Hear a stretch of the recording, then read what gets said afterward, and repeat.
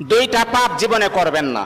দুইটা এমন পাপ রয়েছে জীবনে করার চেষ্টা করবেন, আজকে থেকে আপনারা প্রমিস করবেন এই দুইটা পাপ আমরা কখনো করব না। আপনি নামাজ পড়েন নাই, আল্লাহ তাআলার যদি দয়া হয়ে যায় তাহলে আপনাকে মাফ করে দিবেন। আপনি ফজরের নামাজ পড়েন নাই, আল্লাহ পাক রব্বুল আলামিনের যদি মায়া লেগে যায়, আল্লাহ পাক রব্বুল আলামিন আপনার গুনাহকে আমার আল্লাহ ক্ষমা করে দিবেন। আপনি যদি নফল নামাজ ইবাদত বন্দেগী কম করেন, আমার আল্লাহ কিন্তু আপনাকে মাফ করে দিবেন।